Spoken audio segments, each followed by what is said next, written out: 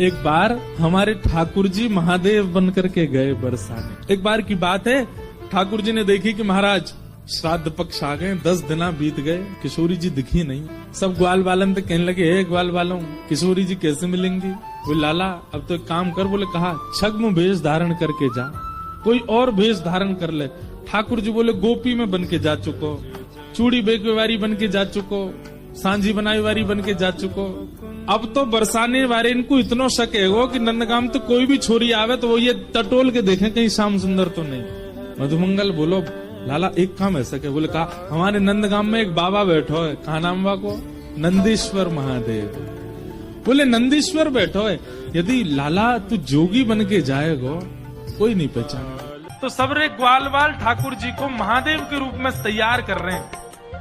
आहा, तो कहते हैं बोले सबसे पहला श्रृंगार ठाकुर जी के ऐसे घुंघराले केश पकड़ करके और जटा बनाई, और जटा बना करके मधुमंगल बोलो लाला उनकी जटा में तो गंगा जी निकले, तेरी में तो कैसे निकलेंगी?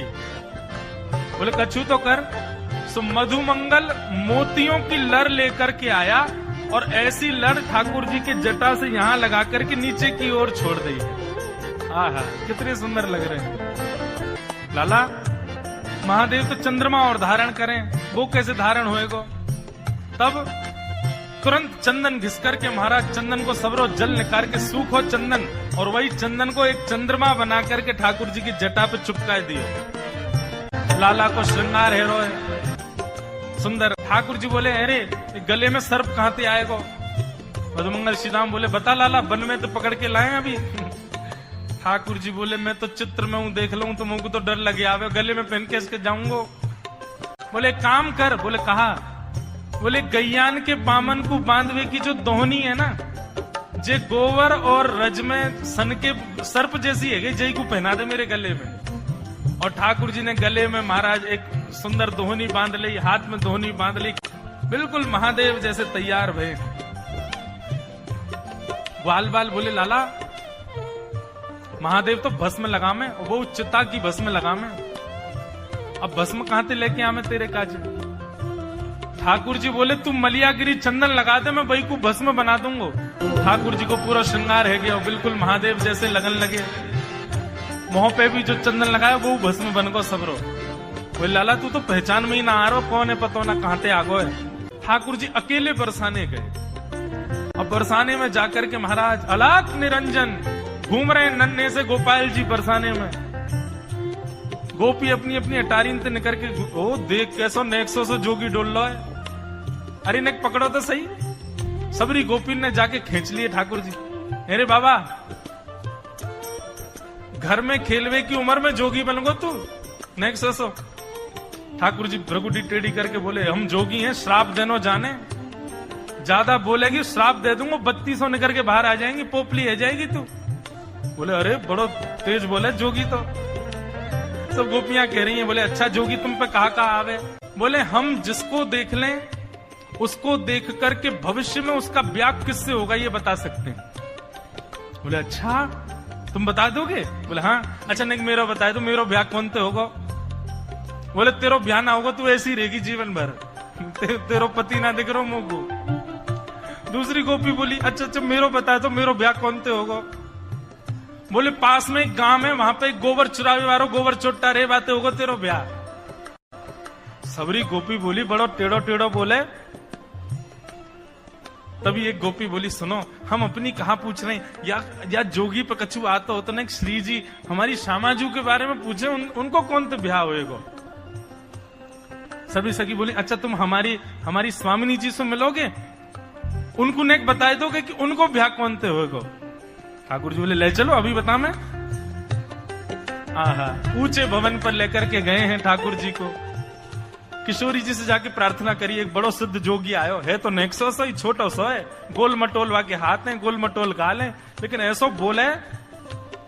श्री जी बोली अच्छा कहा बतावे? बोले ये बता दे कि हमारो भविष्य में कालांतर में पति कौन हुएगो? श्री जी बोली अच्छा सही बतावे? बोले अब बतावे तो कब, मेरो तो यो बता दियो मेरो ब्याह ही ना होएगो, या कोई यो बता दिया होगा गोबर चोट्टा से ब्याह होगा, आदि आदि। लेकिन श्यामाजू जो भी बतावे एक बार चलो। श्री जी के मन में तो भाव आ गया, कहीं गोपाल जी को नाम बोल दे एक बार।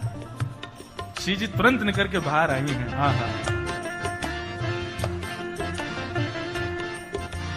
श्री जी को जैसे ही देखा है, सकीन ने जाकर के बोली, बाबा जी हमारी स्वामिनी जी हैं, इनके बारे में बता, इनको ब्याह कौन तो होएगो। ठाकुर जी बोले, ओहो ये तो बड़े महलन किए, इनको नेक पास ते देखना पड़ेगा मुझको, नेक मुंह पास ले जाओ। सबरी गोपी बोली, दूर ते ही रहियो बाबा, ज्यादा उछले मत। बोले नहीं, देखो पतो करवाना हो तो पास ले जाओ, नहीं तो यहीं तो चलो जाऊंगा मैं। पास ले गए। बोले नेक और पास ले जाओ। बोले बाबा बस कर दे। बोले ले तो जाओ, तभी तो दिखेंगे, इनके रो कूपन से मुंह को पता चलेगी कि कौन है इनको। अब बिल्कुल समीप ले गए और जैसे ही दाहिने में आकर के ठाकुर जी खड़े भई, बाम अंग में श्री जी खड़ी भई, सोई धीमे से ठाकुर जी ने श्री जी के कंधा पे ही हाथ धर लियो। बोले ए बाबा क्या करे। बोले इनको भविष्य को कसम में ही हूं, मोते ही होएगा इनको ब्याह। तो महाराज सखीन ने जैसी देखी, अरे या बाबा को बताएंगे अभी। सबरी डंडा लेके, झाड़ू लेकर के, चप्पल लेके, खड़ाऊ लेके सब भगी ठाकुर जी के पास। और जैसे ही जोगी के ऊपर आक्रमण करने लगी, सोई अपने तन की भस्म ऐसे हाथ में लेकर के, और ठाकुर जी ने एक फूंक मारी, सब ब्रज मोहिनी डारी, ऐसी फूंक मारी सबरी गोपी मूर्छित है कि गिर गई। और जैसे सब मूर्छित भई हैं महाराज, अब श्री जी और ठाकुर जी दो ही बच्चे हैं, बाकी सब तो मूर्छित पड़े हैं।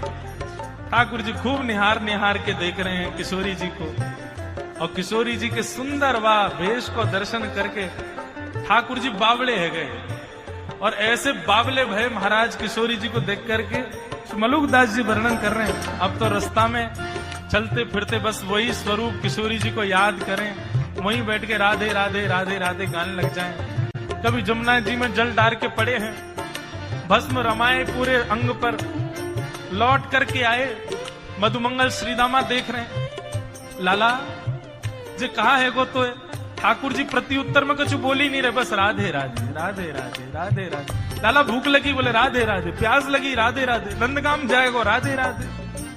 ऐसे ठाकुर जी के चित्त में चढ़ गई किशोरी जी।